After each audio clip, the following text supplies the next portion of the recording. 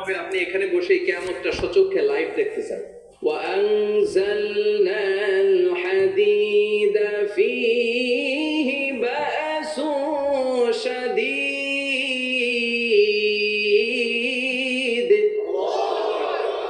আমি পৃথিবীর মধ্যে লোহা নাজিল করেছি, লোহার ভেতরে আছে ভয়ঙ্কর ধরনের শক্তি। মানাফিউ লিন-নাস, মানুষের জন্য উপকার আছে না নাই? সব কাজে লোহা লাগে। মোবাইল বানাবেন লোহা লাগবে, গাড়ি লোহা লাগবে, বাড়ি লোহা লাগে। এই যে মাইক দিয়ে ওয়াজ করতেছি লোহা আছে না? লোহা ছাড়া কিছুই হয় না। এই পাহাড়ের এত শক্তি যে পৃথিবীর এই থারথার করে কাঁপুনিকে বন্ধ করে দিয়েছে। হালমিন খালকিকা আসাদ্দা মিনাল জিবাল, ইয়া রব, আপনার সৃষ্টিকুলের মধ্যে পাহাড়ের চেয়ে শক্তিশালী কি কিছু আছে? আল্লাহ বললেন নাম আছে। কি সেটা? আল্লাহ বললেন সেটা হচ্ছে আল হাদিদ, মানে লোহা। লোহা জানেন? এই হাদিদ নামে, আল হাদিদ নামে আল্লাহর কোরআনে একটা সূরা আছে না নাই? সূরাতুল হাদিদ, লোহার সূরা। ওয়া আনজালনাল হাদিদ ফীহি বাসুন শাদীদ ওয়া মানাফিউ লিন-নাস। আল্লাহ বললেন আমি লোহাকে নাজিল করেছি। লোহা পৃথিবীর কোনো উপাদান নয়। পৃথিবীতে লোহার মলিকিউল তৈরি হয়নি, হয়েছে মহাবিশ্বের অন্য কোনো জায়গা থেকে। লোহার একটা অণু তৈরি করতে 1 কোটি ডিগ্রি সেলসিয়াসেরও বেশি তাপমাত্রা লাগে।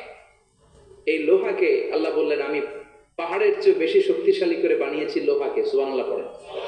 ফেরেশতারা বললেন হাল মিন খালকিকা আসাদ্দা মিনাল হাদিদ, আল্লাহ আপনার এই সৃষ্টিকুলের মধ্যে লোহার চাইতেও শক্তিশালী কি কিছু আছে?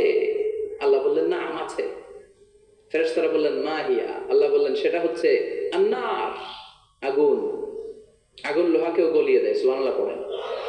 ফেরেশতারা বললেন হাল মিন খালকিকা আসাদ্দা মিনান নার, আল্লাহ আপনার এই সৃষ্টিকুলের মধ্যে আগুনের চাইতেও কি শক্তিশালী কিছু আছে? আল্লাহ বললেন আছে। কি সেটা? আল মা, পানি। পানি মারলে আগুন। সুবহানাল্লাহ পড়েন। ফেরেশতারা বললেন ইয়া রব হাল মিন খালকিকা আসাদ্দা মিনাল মা, আপনার এই সৃষ্টিকুলের মধ্যে পানির চাইতেও শক্তিশালী কি কিছু আছে? আল্লাহ বললেন না, আছে। সেটা কি? আর রিহ।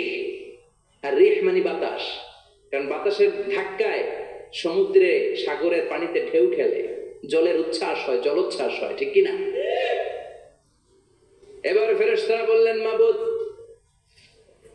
পানির চাইতেও বেশি শক্তিশালী বাতাস। এবার আমাদের জানতে বড্ড মনে চায় এই বাতাসের চাইতেও শক্তিশালী কোন সৃষ্টি আপনার সৃষ্টি জগতে আছে নাকি? আল্লাহ বললেন বাতাসের চাইতেও শক্তিশালী একটা জিনিস আছে। দেখি কে কইতে পারে, বলেন। সুবহানাল্লাহ। আল্লাহ বললেন বাতাসের চাইতেও শক্তিশালী হলো আশরাফুল মাখলুকাত, মানুষ। কিয়ামতটা যেদিন হবে ওই দিন গোটা বিশ্বব্যাপী আমাদের পরিস্থিতি কি হবে এটার একটা নকশা আল্লাহ নিজে সূরার নকশা এঁকে দিয়েছে। কিয়ামতের প্রামাণ্য ধারা বর্ণনা আল্লাহ নিজে দিয়েছে। এই সূরাটা পড়লে মনে হবে আপনি এখানে বসে কিয়ামতটা সচক্ষে লাইভ দেখতেছেন। সুবহানাল্লাহ পড়বেন না?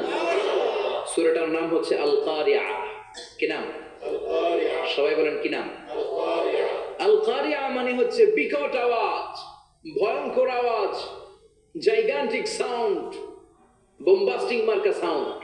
যে সাউন্ড, যে আওয়াজ, যে বিকট শব্দ পৃথিবীর কোনো মানুষ শোনে নাই। The trumpet, the siren, the whistle, বিশাল এক হুইসেল বাজানো হবে। ওই হুইসেল বা সাইরেন বাজানোর ফলে বিকট একটা শব্দে গোটা বিশ্ব ভেঙে খান খান হয়ে যাবে। এটার নামই হচ্ছে আল কারিয়া। চিল্লায় এখন সুবহানাল্লাহ। ওই হুইসেল দেওয়ার জন্য, ওই সাইরেন বাজানোর জন্য, ওই সুরের ভেতরে, সিঙ্গার ভেতরে ফুৎকার দেওয়ার জন্য রব্বুল আলামিন স্পেশাল একটা ফেরেশতা বানিয়েছেন। তার নাম হলো ইসরাফিল আলাইহিস সালাম। কি নাম? ইসরাফিল আলাইহিস সালাম।